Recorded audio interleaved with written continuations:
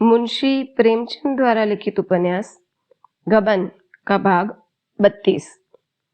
षोडशी के बाद से जालपा ने रतन के घर आना जाना कम कर दिया था। केवल एक बार घंटे 2 घंटे के लिए चली जाया करती थी। इधर कई दिनों से मुंशी दयानाथ को ज्वर आने लगा था, बुखार आने लगा था। उन्हें ज्वर में छोड़कर कैसे जाती? मुंशी जी को जरा भी ज्वर आता तो वह बकझक करने लगते थे। कभी गाते, कभी रोते, कभी यमदूतों को अपने सामने नाचते देखते। उनका जी चाहता था कि सारा घर मेरे पास बैठा रहे, संबंधियों को भी बुला लिया जाए, जिसमें वह सबसे अंतिम भेंट कर ले, क्योंकि इस बीमारी से बचने की उन्हें आशा नहीं थी। यमराज स्वयं उनके सामने विमान लिए खड़े थे। जागेश्वरी और सब कुछ तो सह सकती थी, उनकी बकझक नहीं सुन सकती थी। ज्यों ही वह रोने लगते, वह कमरे से निकल जाती। उसे भूत बाधा का भी भ्रम होता था। मुंशी जी के कमरे में कई समाचार पत्रों के गाइल आते थे। यही उन्हें एक व्यसन था। जालपा का जी वहां बैठे बैठे घबराने लगता तो इन गाइलों को उलट पलट कर देखने लगती। एक दिन उसने एक पुराने पत्र में शतरंज का एक नक्शा देखा, जिसे हल कर देने के लिए किसी सज्जन ने पुरस्कार भी रखा था। उसे ख्याल आया कि जिस ताक पर रमानाथ की बिसात और मोहरे रखे हुए हो, उस पर एक किताब में कई नक्शे भी दिए हुए हैं। वह तुरंत दौड़ी हुई ऊपर गई और वह कॉपी उठा लाई। यह नक्शा उस कॉपी के मौजूद था, और नक्शा ही नहीं, उसका तो हल भी दिया हुआ था। जालपा के मन में सहसा एक विचार चमक पड़ा। इस नक्शे को किसी पत्र में छपा दूं तो कैसा हो? शायद उनकी निगाह पड़ जाए। यह नक्शा इतना सरल तो नहीं है कि आसानी से हल हो जाए। इस नगर में जब कोई उनका सानी नहीं है, तो ऐसे लोगों की संख्या बहुत नहीं हो सकती जो यह नक्शा हल कर सके। कुछ भी हो, जब उन्होंने यह नक्शा हल किया है तो इसे देखते ही फिर हल कर लगी। जो लोग पहली बार देखेंगे इसको, उन्हें 2-1 दिन सोचने में ही लग जाएंगे। मैं लिख दूंगी कि जो सबसे पहले हल कर ले उसी को पुरस्कार दिया जाए। जुआ ही तो है। उन्हें रुपए ना भी मिले तो भी इतना तो संभव है कि हल करने वालों में उनका नाम भी हो, कुछ तो पता लग जाए। कुछ भी ना हो तो रुपए ही तो जाएंगे। 10 रुपए का पुरस्कार रख दूंगी। पुरस्कार कम होगा तो कोई बड़ा खिलाड़ी इधर ध्यान नहीं देगा। यह बात भी रमा के हित की ही होगी। इसी उधेड़-बुन में वह आज रतन से नहीं मिल सकी। रतन दिन भर तो उसकी राह देखती रही। जब वह शाम को भी नहीं गई तो उससे नहीं रहा गया। आज वह पति शोक के बाद पहली बार घर से निकली। कहीं भी रौनक नहीं थी, कहीं जीवन नहीं था, मानो सारा नगर शोक मना रहा है। उसे तेज मोटर चलाने की धुन थी, पर आज वह तांगे से भी कम जा रही थी। एक वृद्धा को सड़क के किनारे बैठे देखकर उसने मोटर रोक दिया और उसे चार आने दे दिए। कुछ आगे और बढ़ी तो 2 कांस्टेबल एक कैदी को लिए जा रहे थे। उसने मोटर रोककर एक कांस्टेबल को बुलाया और उसे 1 रुपया देकर कहा, इस कैदी को मिठाई खिला देना। कांस्टेबल ने सलाम करके रुपया ले लिया। दिल में खुश हुआ, आज किसी भाग्यवान का मुंह देखकर उठा था। जालपा ने उसे देखते ही कहा, क्षमा करना बहन, आज तो मैं नहीं आ सकी। दादाजी को कई दिनों से ज्वर आ रहा है। रतन ने तुरंत मुंशी जी के कमरे की ओर कदम उठाया और पूछा, यही है ना? तुमने मुझसे नहीं कहा। मुंशी जी का ज्वर इस समय कुछ उतरा हुआ था। रतन को देखते ही बोले, बड़ा दुख हुआ देवी जी, मगर ये तो संसार है। आज एक की बारी है और दूसरे की बारी है। यही चिल्ला चिल्लाओ लगा हुआ है। अब मैं भी चला, नहीं बच सकता, बड़ी प्यास है। जैसे छाती में कोई भट्टी जल रही हो, ऐसे फूंका जाता हूं। कोई अपना नहीं होता। भाई जी, संसार के नाते सब स्वार्थ के नाते हैं। आदमी अकेला हाथ पसारे एक दिन चला जाए। हाय हाय, लड़का था, वह भी हाथ से निकल गया, न जाने कहाँ है। आज होता तो एक पानी देने वाला तो होता। यह 2 लौंडे हैं, इन्हें कोई फिक्र ही नहीं। मैं मर जाऊं या जी जाऊं, इन्हें 3 वक्त खाने को चाहिए, 3 दट्टू पानी पीने को चाहिए, बस, और किसी काम के ही नहीं। यहाँ बैठते दोनों का दम घुटता है। क्या करूं? अब की तो मैं नहीं बचूंगा। रतन ने तस्कीन दी। यह मलेरिया है, 2-4 दिन में आप अच्छे हो जाओगे, घबराने की कोई बात नहीं। मुंशी जी ने दिन नजरों से देख कर कहा, बैठ जाइए बहू जी, आप कहती है, आपका आशीर्वाद है तो शायद बच जाऊं, लेकिन मुझे तो आशा नहीं है। मैं भी ताल ठोके यमराज से लड़ने को तैयार बैठा हूं। अब उनके घर मेहमानी खाऊंगा। अब कहाँ जाते हैं बचकर, बचकर बचा, बचकर भी क्या करूं? ऐसा ऐसा रगे दूं कि वह भी याद करें। लोग कहते हैं वहां भी आत्माएं इसी तरह रहती है। इसी तरह वहां भी कचहरिया हाकिम है, राजा है, रंक है, व्याख्यान होते हैं, समाचार पत्र भी छपते हैं। फिर क्या चिंता है, वहां भी अहलमद हो जाऊंगा, मजे से अखबार पढ़ा करूंगा। रतन को ऐसी हंसी छूटी कि वहां खड़ी न रह सकी।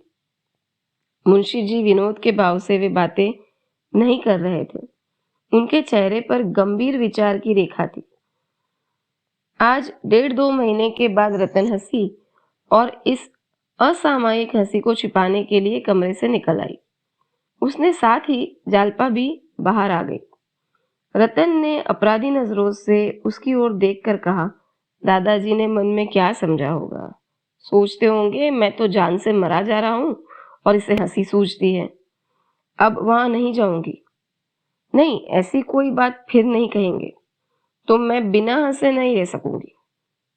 देखो तो आज कितनी बेमौका हंसी आ गई। वह अपने मन को इस श्रृंखला से धिक्कारने लगी। जालपा ने उसके मन का भाव ताड़कर कहा, मुझे भी अक्सर इनकी बातों पर हंसी आ जाती है। इस वक्त तो इनका ज्वर कुछ हल्का है, जब जोर का ज्वर होता है तब तो यह और भी उलजलूल बकने लगते हैं। उस वक्त हंसी रोकनी तो मुश्किल हो जाती है। आज सवेरे कहने लगे, मेरा पेट भक हो गया, मेरा पेट भक हो गया। इसकी रट लगा दी। इसका आशय क्या था ना तो मैं समझ सकी, ना अम्मा समझ सकी, पर वह बराबर यही रटे जाते थे, मेरा पेट भक हो गया, पेट भक हो गया। आओ कमरे में चलते हैं। रतन बोली, मेरे साथ नहीं चलोगी? जालपा ने कहा, आज तो न चल सकूंगी बहन। रतन ने पूछा, कल आओगी क्या? जालपा ने जवाब दिया, कह नहीं सकती, दादाजी का कुछ हल्का रहा तो आ जाऊंगी। नहीं भाई, जरूर आना, तुमसे एक सलाह करनी है। क्या सलाह है? मुन्नी कहती है यहाँ अब रहकर क्या करना है, घर चलो, बंगले को बेच देने को कहते हैं। जालपा ने एकाएक ठिठक कर उसका हाथ पकड़ लिया और बोली, यह तो तुमने बुरी खबर सुनाई बहन। मुझे इस दशा में तुम छोड़कर चली जाओगी? मैं नहीं जाने दूंगी। मुन्नी से कह दो बंगला बेच दे, मगर जब तक उनका कुछ पता न चल जाएगा मैं तुम्हें नहीं छोड़ूंगी। तुम कुल 1 हफ्ते बाहर रही, मुझे एक एक पल पहाड़ हो गया। मैं नहीं जानती थी कि मुझे तुमसे इतना प्रेम हो गया है। अब तो शायद मैं मर ही जाऊं। नहीं बहन, तुम्हारे पैरों पड़ती हूं, अभी जाने का नाम न लेना। रतन की भी आंखें भर आई। वो बोली, मुझसे भी वहां नहीं रहा जाएगा, सच कहती हूँ बहन। मैं तो कह दूंगी कि मुझे नहीं जाना है। जालपा उसका हाथ पकड़े हुए ऊपर अपने कमरे में ले गई और उसके गले में हाथ डालकर बोली, कसम खाओ कि मुझे छोड़कर नहीं जाओगी। रतन ने उसे अंकवार में लेकर कहा, लो कसम खाती हूँ, नहीं जाऊंगी। चाहे इधर की दुनिया उधर हो जाए, मेरे लिए वहां क्या रखा है? बंगला भी क्यों बेचूं? 200-250 मकानों का किराया है, हम दोनों के गुजर के लिए काफी है। मैं आज ही मुन्ने से कह दूंगी कि मैं नहीं जाऊंगी। सहसा फर्श पर शतरंज के मूरे और नक्शे देखकर उसने पूछा, यह शतरंज किसके साथ खेल रही थी? जालपा ने शतरंज के नक्शे पर अपने भाग्य का पासा फेंकने की जो बात सोची थी वह सब उससे कह सुनाई। मन में डर रही थी कि वह कहीं इस प्रस्ताव को व्यर्थ न समझे, उसको पागलपन का न ख्याल करे। लेकिन रतन सुनते ही बाग बाग हो गई। वो बोली, 10 रुपए तो बहुत कम पुरस्कार है, 50 रुपए कर दो, रुपए मैं दे देती हूँ। जालपा ने शंका की, लेकिन इतने पुरस्कार के लोभ से कहीं अच्छे शतरंजबाजों ने मैदान में कदम रखा तो? रतन ने दृढ़ता से कहा, कोई हरज नहीं, बाबूजी की निगाह पड़ गई तो वह इसे जरूर हल कर लेंगे और मुझे आशा है कि सबसे पहले उन्हीं का नाम आवेगा। कुछ न होगा तो पता तो लग ही जाएगा, अखबार के दफ्तर में तो उनका पता आ ही जाएगा। तुमने बहुत अच्छा उपाय सोच निकाला है, मेरा मन कहता है इसका अच्छा फल होगा। मैं अब मन की प्रेरणा की कायल हो गई हूँ। जब मैं इन्हें लेकर कलकत्ता चली थी उस वक्त मेरा मन कह रहा था यहाँ जाना अच्छा नहीं होगा। जालपा बोली, तो तुम्हें आशा है? रतन ने कहा, पूरी पूरी आशा है, मैं कल सवेरे रुपए लेकर आऊंगी। जालपा ने कहा, तो मैं आज खत लिख रखूंगी, किसी के पास भेजूं? वहां का कोई प्रसिद्ध पत्र होना चाहिए। रतन ने कहा, वहां तो प्रजामित्र की बड़ी चर्चा थी, पुस्तकालयों में अक्सर लोग उसी को पढ़ते नजर आते थे। जालपा बोली, तो प्रजामित्र ही को लिखूंगी, लेकिन रुपए हड़प कर जाए तो नक्शा न छपे तो क्या? रतन ने कहा, होगा क्या, 50 रुपए ही तो ले जाएगा। दमड़ी की हंडिया खोकर कुत्तों की जात तो पहचान ली जाएगी। लेकिन ऐसा हो नहीं सकता। जो लोग देश हित के लिए जेल जाते हैं, तरह तरह की गौस सहते हैं, वे इतने नीच नहीं हो सकते। मेरे साथ आधा घंटे के लिए चलो तो तुम्हें इसी वक्त रुपए दे दूं। जालपा ने निमराजी होकर कहा, इस वक्त कहाँ चलूं, कल ही आऊंगी। उसी वक्त मुंशी जी पुकार उठे, बहू बहू। जालपा तो लपकी हुई उनके कमरे की ओर चली। रतन बाहर जा रही थी कि जागेश्वरी पंखा लिए अपने को झलती हुई दिखाई पड़ गई। रतन ने पूछा, तुम्हें गर्मी लग रही है अम्मा जी? मैं तो ठंड के मारे कांप रही हूँ। अरे तुम्हारे पाँव में ये क्या उजला उजला लगा हुआ है, क्या आटा पीस रही थी? जागेश्वरी ने लज्जित होकर कहा, हाँ, वैद्य जी ने इन्हें हाथ के आटे की रोटी खाने को कहा है। बाजार में हाथ का आटा कहाँ मयस्सर मूल्य में मिलेगा, वहां पर तो कोई पिसनहारी नहीं मिलती। मजूरी ने तक चक्की से आटा पिसवा लेती है। मैं तो एक आना सेर देने को राजी हूँ, पर कोई मिलती ही नहीं। रतन ने अचंभे से कहा, तुम्हें चक्की चलानी आती है? जागेश्वरी ने झेप से मुस्कुराकर कहा, कहाँ ज्यादा था, पाव भर तो 2 दिन के लिए हो जाता है, खाते नहीं एक कौर भी। बहू पिसने जा रही थी, लेकिन फिर मुझे उनके पास बैठना पड़ता। मुझे रात भर चक्की पीसना गौं है, उनके पास घड़ी पर बैठना गौं नहीं। रतन जाकर जांत के पास 1 मिनट खड़ी रही, फिर मुस्कुराकर माची पर बैठ गई और बोली, तुमसे तो अब जांत न चलता होगा माँ जी, लाओ थोड़ा सा गेहूं मुझे दो, देखो तो। जागेश्वरी ने कानों पर हाथ रखकर कहा, अरे नहीं बहू, तुम क्या पीसोगी, चलो यहाँ से। रतन ने प्रमाण दिया, मैंने बहुत दिनों तक पीसा है माँ जी। जब मैं अपने घर पे थी तो रोज पीसती थी मेरी अम्मा। लाओ थोड़ा सा गेहूं। हाथ दुखने लगेगा, छाले पड़ जाएंगे, रहने दे बहू। कुछ नहीं होगा माँ जी, आप गेहूं तो लाइए। जागेश्वरी ने उसका हाथ पकड़कर उठाने की कोशिश करके कहा, गेहूं घर में नहीं है, अब इस वक्त बाजार से कौन लाए? अच्छा चलिए, मैं भंडारे में देखूं, गेहूं होगा, कैसे नहीं होगा, देखती हूँ। रसोई की बगल वाली कोठरी में सब खाने पीने का सामान रहता था। रतन अंदर चली गई और हांडियों में टटोल टटोल कर देखने लगी। एक हांडी में गेहूं निकल आए। बड़ी ही खुश हुई। वो बोली, देखो माँ जी, निकले के नहीं? तुम मुझसे बहाना कर रही थी। उसने एक टोकरी में थोड़ा सा गेहूं निकाल लिया और खुश खुश चक्की पर जाकर पीसने लगी।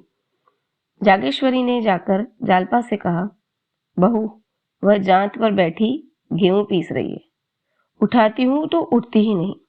कोई देख ले तो क्या कहेगा? जालपा ने मुंशी जी के कमरे से निकलकर सास की घबराहट का आनंद उठाने के लिए कहा, यह तुमने क्या गजब किया अम्मा जी। सचमुच कोई देख ले तो नाक ही कट जाए। चलिए जरा मैं देखूं। जागेश्वरी ने विवशता से कहा, क्या करूं? मैं तो समझा के हार गई, मानती ही नहीं। जालपा ने जाकर देखा तो रतन गेहूं पीसने में मग्न थी। विनोद के स्वाभाविक आनंद से उसका चेहरा खिला हुआ था। इतनी ही देर में उसके माथे पर पसीने की बूंदें आ गई थी। उसके बलिष्ठ हाथों में जांत लट्टू के समान नाच रहा था। जालपा ने हंस कर कहा, ओरी, आटा महीन हो, नहीं पैसे नहीं मिलेंगे। आटा एकदम महीन होना चाहिए। रतन को सुनाई न दिया। भैरों की भांति अनिश्चित भाव से मुस्कुराई। जालपा ने और जोर से कहा, आटा खूब महीन पीसना, नहीं तो पैसे नहीं पाएगी।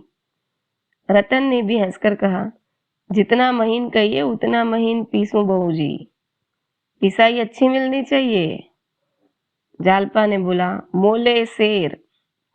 रतन बोली, मोले शेर ही सही। जालपा ने कहा, मुंह धो आओ, धोले शेर मिलेंगे। रतन बोली, मैं ये सब पीस कर उठूंगी, तुम यहाँ क्यों खड़ी हो? जालपा ने कहा कि आ जाऊं, मैं भी खिंचा दूं। रतन ने कहा, जी चाहता है कोई जांत का गीत गाऊं।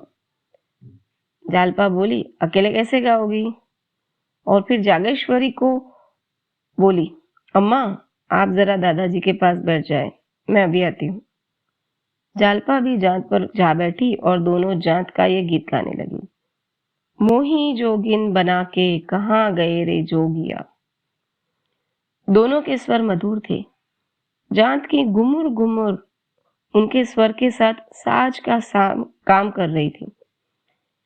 जब दोनों एक कड़ी गाकर चुप हो जाती तो जांत का स्वर माना कंठ ध्वनि से रंजित होकर और भी मनोहर हो जाता था। दोनों के हृदय एक समय जीवन के स्वाभाविक आनंद से पूर्ण थे।